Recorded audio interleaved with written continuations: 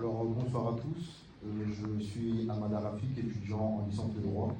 Alors moi, je ne vais pas vous poser une question, mais plutôt une remarque. Une remarque concernant les étudiants, que vous avez également évoquée. Alors, vous le saviez tous que des étudiants, des étudiantes se retrouvent à travailler fortement et durement, juste après les cours, pour satisfaire leurs besoins vitaux, c'est-à-dire payer les loyers, acheter à manger. Et on sait que vous êtes parmi les députés qui se battent haut et fort pour les droits des étudiants, notamment les conditions difficiles.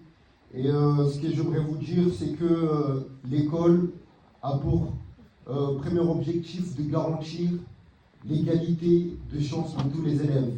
Un étudiant qui travaille juste après les cours, juste pour payer son loyer, alors qu'il est censé travailler ses cours, travailler, préparer ses examens. Là, par exemple, actuellement, nous sommes en période de partielle. C'est-à-dire que de nombreux étudiants se retrouvent à travailler pour payer le loyer, sachant qu'ils ont des partiels à passer après les vacances. Donc, ce que je vous demande, messieurs les députés, c'est d'augmenter les efforts que vous faites sur les étudiants. Parce que les étudiants, c'est l'avenir de la France de demain. Je vous remercie. Théorie claire, pas d'action politique claire, comme disait mon camarade. Sur les étudiants, il faut bien comprendre la situation dans laquelle ils se trouvent, mais c'est même la situation dans laquelle se trouvent tous les jeunes. La situation dans laquelle se trouve la jeunesse française, c'est une situation dans laquelle se trouvaient les personnes âgées à l'époque. À l'époque où il n'y avait pas encore la sécurité sociale et le système de retraite par répartition. Parce qu'à l'époque, on n'avait pas encore ces systèmes-là, vous travailliez dur, c'était un travail qui était physique, et ensuite, à la fin, vous étiez en incapacité de travailler. Donc, parfois, vous pouviez mettre un petit peu de côté. Sauf que quand vous mettiez de côté, parfois, c'était pas suffisant. Et donc, du coup, les personnes âgées étaient dépendantes du fils, de la fille, pour pouvoir survivre.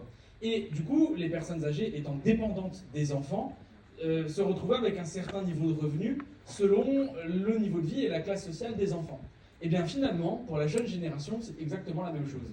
Parce que lorsque vous arrivez à l'université, c'est pas vrai dire que vous avez pu lancer vous-même une autonomie qui vous permette de subvenir à vos propres besoins. Encore moins quand à côté vous devez suivre des cours pour lesquels vous n'êtes pas rémunéré. Et aujourd'hui, les jeunes se retrouvent dans une situation de dépendance familiale avec leurs parents en fonction de leur classe sociale. Et vous avez des enfants qui ont des parents qui sont suffisamment riches et qui peuvent leur permettre de subvenir aux besoins pendant les études ou pendant la recherche d'emploi. Et souvent, ces jeunes, ils ont 2 fois plus de temps pour réviser que les enfants des classes laborieuses, qui eux, par contre, n'ont pas les moyens d'aider les enfants et donc du coup, ils sont obligés de travailler à côté. C'est ce qui fait la grande inégalité du système scolaire français. Et c'est pourquoi